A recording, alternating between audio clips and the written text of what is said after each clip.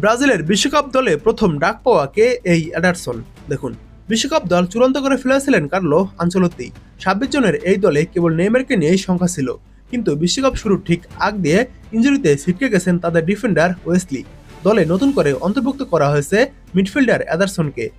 মিশরের বিপক্ষে খেলতে গিয়ে উরুর অ্যাডাক্টরের মাংসপেশিতে চোট নিয়ে বিশ্বকাপ থেকে ছিটকে গেছেন ওয়েসলি।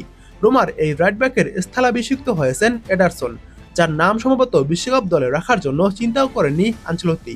কারণ ব্রাজিলে যোগ দেওয়ার পর থেকে এই মিডফিল্ডারকে খেলাননি ইতালিয়ান এই কোচ। একবার অবশ্য দলে রেখেছিলেন, সেটা 2025 সালের জুনে, কিন্তু খেলেননি এডারসন। ব্রাজিল জাতীয় দলের হয়ে এই মিডফিল্ডার কেবল 3 ম্যাচ খেলেছেন, সবগুলোই দরিবাল জুনিয়রের অধীনে। ইতালির আটলান্টার হয়ে খেলেন এডারসন। বর্তমানে ইতালিয়ান চ্যাম্পিয়নশিপে এই দলটি সপ্তম স্থানে থেকে আগামী মৌসুমের কনফারেন্স লিগের প্রাথমিক পর্বে খেলার টিকিট কেটেছে। এডারসন দলটির হয়ে 2024 সালে ইউরোপা লিগ জিতেছিলেন।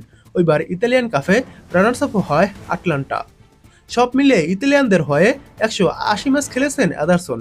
16 গোলের সঙ্গে আছে তার 6টি অ্যাসিস্ট। তার পারফরমেন্সের কারণে ইউরোপের জায়ান্ট ক্লাবগুলো তাকে নিয়ে আগ্রহ দেখিয়েছিল। বিশেষ করে ম্যানিউ এই মৌসুমে চলে যাওয়া ক্যাসিমিরোর স্থলাভিষিক্ত করতে তোড়জোড় চালিয়েছিল।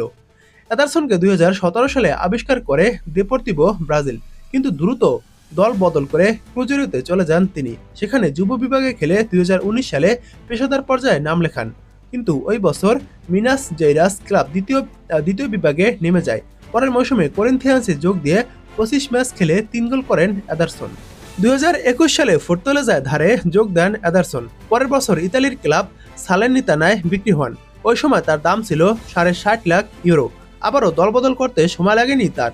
2 কোটি 10 লাখ ইউরোতে চুক্তি করেন আটলান্টার সঙ্গে। ক্লাবের হয়ে ম্যাচ খেলো ব্রাজিলের জার্সিতে মাত্র 3 ম্যাচই খেলেছেন তিনি, তাও দরিবাল জুনিয়রের আন্ডারে। এই ফুটবলারকে বিশ্বকাপ স্কোয়াডে ডাক দিয়েছেন কার্লো আনচেলত্তি। কি মনে হয়, এই ফুটবলার কি বিশ্বকাপ দলে জায়গা পাওয়ার মতো ছিল? কমেন্ট করে জানাতে পারেন।